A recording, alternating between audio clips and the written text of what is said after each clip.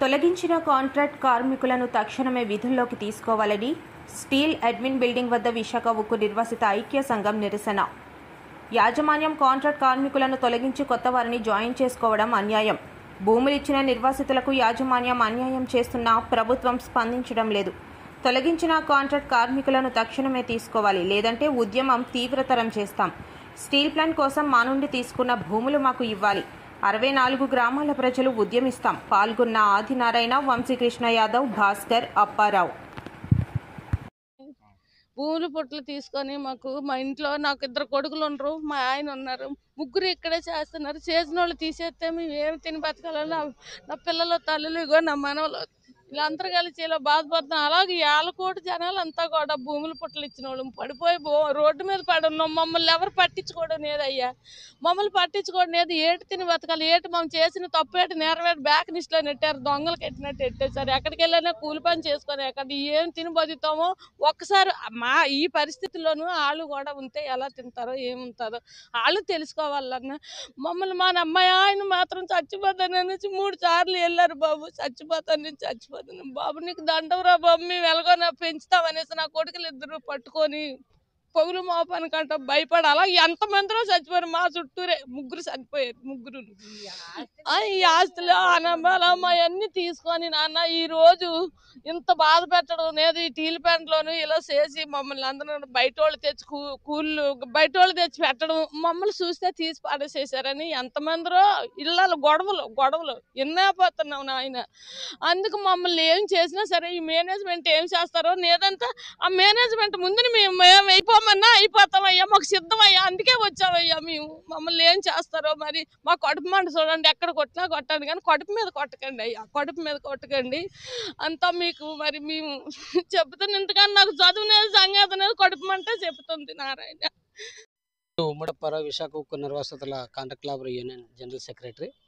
మిత్రులారా, ఈరోజు మనం ధర్నా పెట్టడం జరిగింది ఏడెం దగ్గర. తొలగించినటువంటి నిర్వాసిత కాంట్రాక్ట్ కార్మికులని తొలగించేదానికి వ్యతిరేకంగా మనం ఈ ధర్నా పెట్టడం జరిగింది.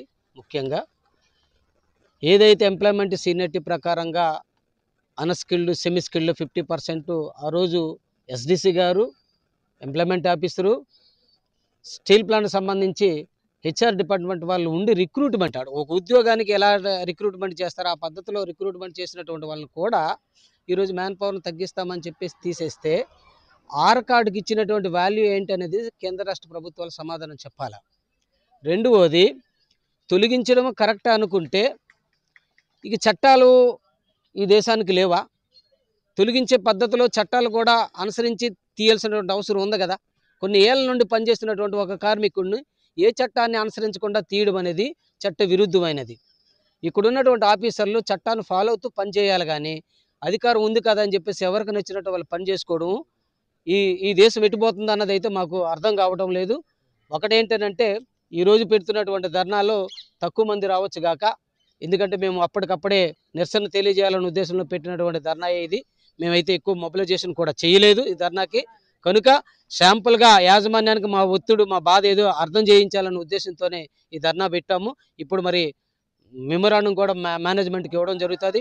భవిష్యత్తులో మేము ఇచ్చినటువంటి మెమోరాండం కానీ సరైనటువంటి స్పందనలో భాగంగా తీసినటువంటి వాళ్ళందరినీ తిరిగి తీసుకునే పరిస్థితిలో ఇక్కడ మొత్తం నిర్వాసిత సమాజాన్ని ఎవరైతే 6 నంబర్ ఉన్నా 6 నంబర్ లేనటువంటి లోకల్ వాళ్ళందరినీ కూడా కలుపుకొని భారీ ఎత్తునటువంటి ఉద్యమం చేసే పరిస్థితి వస్తుందనేసి ఇక్కడ మేనేజ్మెంట్ కానీ కేంద్ర ప్రభుత్వానికి కానీ రాష్ట్ర ప్రభుత్వానికి కానీ తెలియజేస్తున్నాం. ఈ సందర్భంగా తీసుకొచ్చిన కార్మికులకి ఏం తెలియదండి. వాళ్ళకి 350 400 రూపాయలు ఇస్తే చాలు. వాళ్ళందరికీ టైమింగ్తో పని లేదు. వాళ్ళు ఉదయం 6 గంటలకు వెళ్తే సాయంత్రం 6 గంటల దాకా పని చేస్తున్నారు దగ్గరుండి. వాళ్ళు 12 గంటలు పని చేస్తున్నారు. వాళ్ళకి ఇచ్చే వేతనం అంతా 400. అదే మేమైతే 20-25 సంవత్సరాలు పని చేస్తున్నాం. మాకు గవర్నమెంట్ జీవో ప్రకారంగా రేట్ ఇవ్వాలి, అలాగే ఐఆర్ ఇవ్వాలి, ఫుల్ అండ్ ఫైనల్ ఇవ్వాలి, పిఎఫ్ ఇవన్నీ కట్టాలి, ఈఎస్సీ అన్నీ కట్టాలి. వాళ్ళకైతే అవన్నీ అవసరం లేదు. వాడు ఎవడొస్తున్నాడో తెలియదు, ఎవడ పోతున్నాడో తెలియదు. చాలా మందిని అయితే ప్లాంట్లోనే పనులు చేయించి పడుకోబెడుతున్నారు. పడుకోబెట్టి మళ్ళీ తెల్లారు 5 గంటలకు లేపి గొడ్డి చాకరీలు చేస్తున్నట్టు. ఈ విధంగా ఇప్పుడు స్టీల్ ప్లాంట్ మేనేజ్మెంట్ వ్యవహరిస్తుంది. అసలు ఈ విధంగా ఎందుకు చేయాలి? నిజంగా తగ్గించాలనుకుంటే తగ్గించి మీరు ఇంజనీరింగ్ వాళ్ళు కానీ హెచ్ఓళ్ళు కానీ చాలామంది ఎంప్లాయీస్ ఉన్నారు కదా, మీరు నడిపించండి. మీరు నడిపించి అప్పుడు చూపించండి. మేము ఇంత మ్యాన్ పవర్ తగ్గించినా సరే ఈరోజు స్టీల్ ప్లాంట్‌ని మేము చక్కగా నడిపిస్తున్నామని అప్పుడు చూపించండి. అంతేగాని వీళ్ళందరినీ తగ్గించి మళ్ళీ కొత్త వాళ్ళు తీసుకొచ్చి వాళ్ళు పెట్టి మేమేదో నడిపించేస్తామని ఈ అబద్ధాల కూరలో దయచేసి మానుకోవాలి. ఈ రాష్ట్ర ప్రభుత్వానికి, కేంద్ర ప్రభుత్వం గాని, ఇప్పుడున్న సీఎండీ గాని, డీపీ గాని, డైరెక్టర్లందరూ కూడా అబద్ధం అయితే చెప్తున్నారు. దయచేసి రాష్ట్ర ప్రభుత్వం కూడా దీని మీద గ్రహించాలి. వీళ్ళు చెప్పిందే కాకుండా ఎవరైతే స్థానికులుగా సంఘాలుగా కానీ, ట్రేడ్ యూనియన్‌గా కానీ, నిర్వాహక సంఘాలతో ఒకసారి మీరు మీటింగ్ ఏర్పాటు చేయండి. మేము చెప్పిన మాటలు కూడా మీ పనిలో తీసుకోండి. ఏది వాస్తవం, ఏ అవాస్తవం కూడా రాష్ట్ర, కేంద్ర ప్రభుత్వాలు తీసుకోవాలని చెప్పి ఈ మీడియా ద్వారా మేము తెలియజేస్తున్నాం. నమస్కారం అండి. ఈరోజు ఏదైతే కార్మికులు తొలగించాలని యాజమాన్యం ప్రకటించిందో, మరి తగ్గించాలని ఎప్పుడైతే భావించిందో, ఈరోజు తగ్గించిన దాంట్లో ఈ యొక్క భూములు ఇచ్చిన నిర్వాసితుల్ని ఈ రోజుకి 600-700 మందిని నిర్వాసితులు తగ్గించడం జరిగింది. వాళ్ళు ఎంప్లాయ్మెంట్ సీనియారిటీ వేస్గా తీసుకున్నారు. ఒక ఎంప్లాయ్మెంట్ ఆఫీసరు, ఒక ఎస్డిసి, అలాగే స్టీల్ ప్లాంట్ యాజమాన్యం, కాంట్రాక్ట్లో ఒక ఉద్యోగస్తుడికి ఏ విధంగా అయితే ఇంటర్వ్యూలు చేస్తారో ఆ రకంగా ఇంటర్వ్యూలు చేసి ఈరోజు ఉపాధి కల్పించారు. ఆ రకంగా తీసుకున్న వాళ్ళందరినీ కూడా తొలగించడం జరిగింది. ఒక పక్క నిర్వాసితులు ఎవరిని తీయట్లేదు అంటున్నారు, ఒక పక్క ఈ రోజుకి కూడా తొలగించడం జరుగుతుంది అనమాట. ఇది పెద్ద కుట్ర జరుగుతుంది. ఈ స్టీల్ ప్లాంట్ ఇంజనీర్ ఇన్ఛార్జ్లు కానీ, కాంట్రాక్టులు అందరూ ఏకమైపోయి ఇక్కడున్న స్థానికులు కానీ తీస్తున్నట్టయితే ఇది ఇక్కడ ప్రజాప్రతినిధుల మీద వెళ్ళి ప్రెజర్ తెస్తారు అనే ఉద్దేశంతో ఇక్కడ కాంట్రాక్టులు, ఇంజనీర్ ఇన్ఛార్జ్లు, మేనేజ్మెంట్ ఒకటైపోయి ఇక్కడ నిర్వాసితులు ఎక్కువ మందిని తొలగించడం జరుగుతుంది. దీన్ని అడ్డుకట్టేయాలని చెప్పి మేము స్టీల్ ప్లాంట్ యాజమాన్యం కోరుతున్నాం. ఏదైతే తొలగించారో ఇక్కడ నిర్వాసిత కాంట్రాక్ట్ కార్మికులు అందరినీ విధుల్లో పెట్టుకోవాలి. అంతేవిధంగా ఇక్కడ ఉన్న స్థానికులుగా ఎవరైతే ఉన్నారో వాళ్ళందరూ 20-25 సంవత్సరాలు బట్టి పనిచేస్తున్నారు. వాళ్ళందరికీ కూడా మంచి సీనియారిటీ ఉంది. వాళ్ళందరినీ తగ్గించి ఈరోజు బయట నుండి, జార్ఖండ్ నుండి, ఒరిస్సా నుండి వీళ్ళందరినీ ఈ రోజుకి 3000 మందిని తీసుకొచ్చి జాయిన్ చేసుకున్నారు. మరి సమ్మెలు చేసామని ఉద్దేశంతో తీసామని అంటున్నారు. సమ్మెలు దేశవ్యాప్తంగా అనేక సమ్మెలు చేసే, మరి దేశవ్యాప్తంగా సమ్మెలు చేసిన వాళ్ళు తీసుకుని పోతే ఈ ఫ్యాక్టరీలో కార్మికులు ఉంటారా? అదొకసారి మీరు అర్థం చేసుకోవాలి. సమ్మెలు అనేది రికార్డెడ్గా సమ్మె నోటీస్ ఇచ్చి లేబర్ కమిషన్ చేసాం, కానీ సమ్మెను ఉద్దేశించి కాదు, కావాలని ఇది కుట్ర భాగంగా చేస్తున్నది. ఇది ప్రైవేట్ తీసుకెళ్తుంది. నిజంగా ప్రైవేటేషన్ చేసినట్టయితే ఏదైతే ఇంకా మిగిలిన 8500 మంది నిర్వాసితులు ఉన్నారో, ఏదైతే ఇంకా మిగిలిన భూమి ఉందో ప్రతి నిర్వాసిత కార్డుకి, ప్రతి 6 నెంబర్కి ఎకరం భూమి నష్టపరిహారం వన్ టైం సెటిల్మెంట్గా చేయాలని మేము ప్రధానంగా డిమాండ్ చేస్తున్నాం.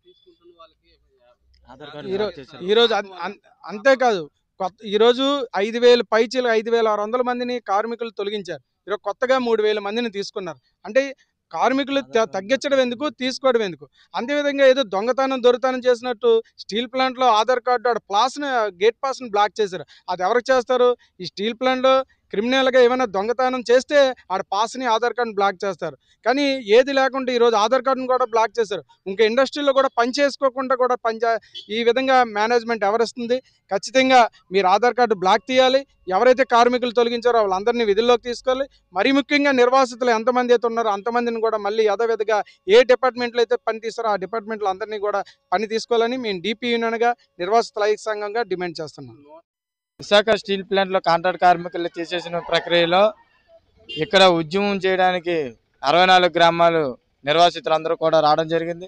ఈ యొక్క నిర్వాసితుల గ్రామాల నుండి అనేక సార్లు ఉద్యమాలు చేయడం జరిగింది.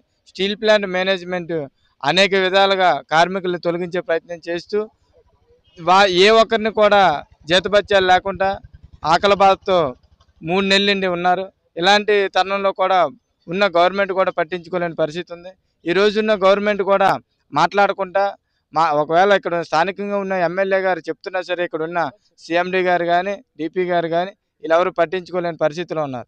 ఈరోజు మా ఆవేదన, మా యొక్క ఆకలి బాధను కూడా ఎవరు పట్టించుకోకుండా మమ్మల్ని రోడ్డుకి అడుక్కునే వాళ్ళ స్థితిలో వదిలేశారు. ఈరోజు చంద్రబాబు నాయుడు గారు ఒక మాట చెప్తున్నారు, ఒకళ్ళు కాదు 2-3 పిల్లలు కనండి అని. ఒకళ్ళే పెంచుకోలేని పరిస్థితిలో మేము ఉంటే ఇంక 2-3 పిల్లలు మేము ఎలా కంటాం? మీరు ఏ విధంగా మమ్మల్ని ముందుకు ప్రోత్సహిస్తున్నారు? స్థానికంగా ఉన్న 75% ఉద్యోగాలు ఇవ్వాలని అనుకునే టైంలో కూడా ఈరోజు ఉన్న స్థానికులకి ఉద్యోగాలు లేకుండా ఇక్కడ నివసిస్తున్న వాళ్ళకి కనీసం కూలి పనులు కూడా తీసేసే ప్రక్రియ చేస్తున్నారు. ఈరోజు స్టీల్ ప్లాంట్కి డబ్బులు పంపించాం, డబ్బులు ఇచ్చామని చెప్తున్నారు. డబ్బులు ఎందుకు ఇచ్చారండి? ఇక్కడున్న ఉద్యోగాలు తీసేయడానిక? మీరు ఇచ్చిన ప్యాకేజ్ ఎవరిదండి? మీ సొంతమా? లేదా మీ కేంద్ర ప్రభుత్వం సంపాదించిందా? ఈ రాష్ట్ర ప్రభుత్వం సంపాదించిందా? ఇక్కడ ప్రజల ట్యాక్స్, ఇక్కడ పనిచేస్తున్న కార్మికుల ట్యాక్స్ మీరు ఈరోజు స్టీల్ ప్లాంట్కి ఆదుకోవడానికి డబ్బులు ఇచ్చారు. ఆదుకోవడానికి డబ్బులు ఇచ్చామని చెప్పి ఉన్న స్టీల్ ప్లాంట్ని అమ్మేద్దామని ప్లాన్ ఒక పక్క నుంచి చేస్తూ మీకు డబ్బులు ఇచ్చామని గట్టిగా చెప్పడం జరుగుతుంది. మాకు డబ్బులు ఏ విధంగా ఇచ్చారు?